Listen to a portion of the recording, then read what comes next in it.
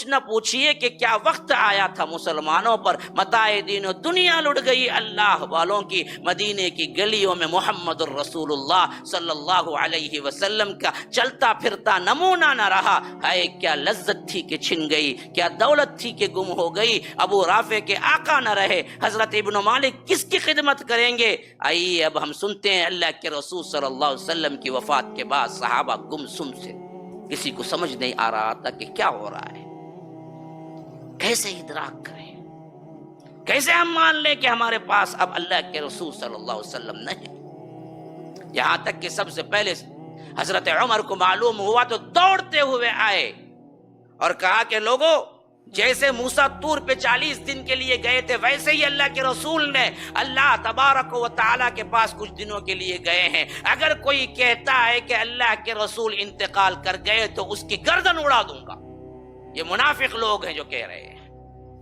اللہ کے رسول صلی اللہ علیہ وسلم ہمیں چھوڑ کے نہیں جا سکتے۔ محبت کا یہ عالم، جذبات کا یہ عالم تھا کہ حضرت عمر نے صاف انکار کر، صدیق اکبر کچھ دیر ہو گئی آنے میں، وہ آئے تو سیدھے گئے۔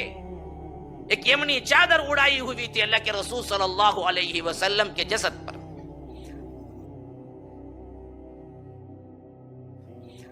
چادر کو اٹھایا، صدیق اکبر نے اللہ کے رسول کے چہرے کو دیکھا، پیشانی پہ بوسہ دیا، پھر فرمایا کہ اللہ 2 موتیں آپ پہ جمع نہیں کرے گا، جو موت آنی ہے وہ آ چکی۔ ماشاء اللہ، موت سے پہلے بھی بڑے پاک تھے اور موت کے بعد بھی بڑے پاک ہیں۔ یہ باتیں کرنے کے بعد وہاں سے نکلے اور لوگوں سے خطاب کرنے کا موقع نہیں ملا، سب حضرت عمر کو گھیرے ہوئے تھے، اس واسطے وہیں سے خطاب شروع کیا کہ لوگوں سنو، یا ایھا الناس۔ جب حضرت صدیق اکبر کی آواز بلند ہوئی تب جا کے لوگ پلٹے، فرمایا کہ سنو، من کان یعبد محمدا فإن محمدا قد مات ومن کان یعبد اللہ فإن اللہ حی لا يموت، قوله تعالی وما محمد الا رسول قد خلت من قبله الرسل افإن مات او قتل انقلبتم على اعقابكم ومن ينقلب على عقبيه فلن يضر الله شيئا وسيجزي الله الشاكرين۔ تو حضرت عمر کہتے ہیں کہ میرے پاؤں تلے زمین کھسک گئی، یہاں تک کہ میں بوجھ نہ اٹھا سکا اور میں بیٹھتا چلا گیا۔ اس وقت ایمان کا سب سے اہم ترین مظاہرہ کرنے والے، موقع کی نزاکت سے سب سے بہترین بات کرنے والے صدیق اکبر تھے۔ انہوں نے کہا کہ لوگوں سنو، یاد رکھو، من کان یعبد محمدن، جو کوئی محمد کی عبادت کرتا تھا صلی اللہ علیہ وسلم، وہ جان لے فإن محمدن قد مات، اللہ کے رسول وفات پا چکے ہیں۔ ومن کان یعبد اللہ، جو اللہ کی عبادت کرتا تھا وہ جان لے فإن اللہ حی، وہ زندہ ہے، لا يموت، اسے کبھی موت نہیں آنی ہے۔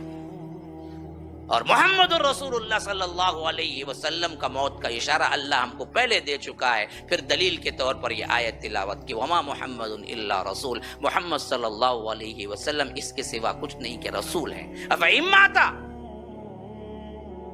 اگر وہ انتقال کر جائیں، او قتلن، شہید ہو جائیں، انقلبتم علی اعقابکم، تم اپنے ایڑیوں کے بل پھر جاؤ گے،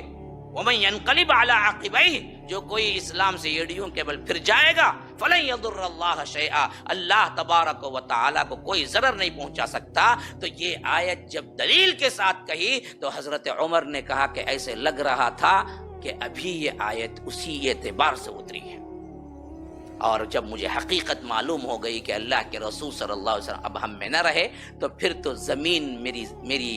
بوجھ کو اٹھانے سے انکار کر چکی تھی، میرے ہاتھ پاؤں ڈھیلے پڑتے چلے گئے، یہاں تک کہ میں بیٹھتا چلا گیا۔